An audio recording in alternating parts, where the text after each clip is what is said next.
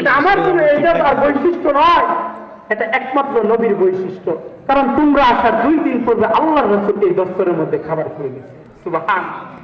তাই বলতেছিলাম, রাসূল যে দস্তরে হাত দিয়েছেন, যে কাপড়ে হাত দিয়েছেন, কিয়ামত পর্যন্ত সেই কাপড়কে কোন আগুন তার একটা সুতা পুরানোর মতো সাহস করতে পারে নাই। বলেন না সুবহানাল্লাহ। সুবহানাল্লাহ। মুহতারাম হাজিরিন, যে বিষয়ে আলোচনা করতেছিলাম আপনাদের সামনে, আমি কুরআনুল কারীমের 16 নম্বর সূরা, সূরাটির নাম হলো সূরা নাহাল। এই সূরা নাহালের 90 নম্বর আয়াত আমি তেলাওয়াত করেছি।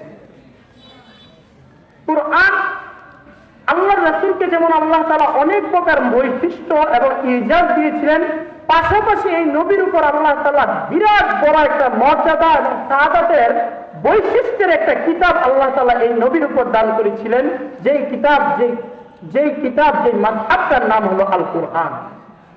বলে আল কুরআন কি, কেমন জিনিস?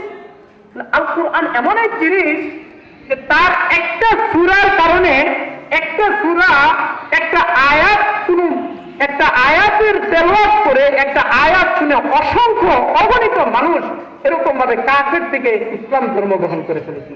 সুবহানাল্লাহ।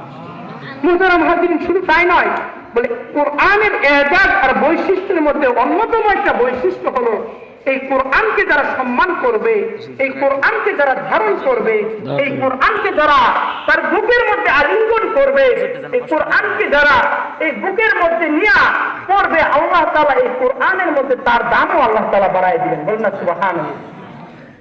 বলে কোরআনের বৈশিষ্ট্য লিখতে গিয়ে এক কিতাবের মধ্যে লেখেন, যুগের প্রখ্যাত অত্যন্ত গুরুত্বপূর্ণ আল্লাহর ওয়ালি, যিনি কিনা তাবিঈ ছিলেন, হযরত আলী রাদিয়াল্লাহু তাআলা আনহুর সুযোগ্য ছাত্র ছিলেন হযরত সুফিয়ান সাওরী রাহমাতুল্লাহি আলাইহি। মুহতারাম হাজিরিন, এই সুফিয়ান সাওরী রাহমাতুল্লাহি আলাইহি,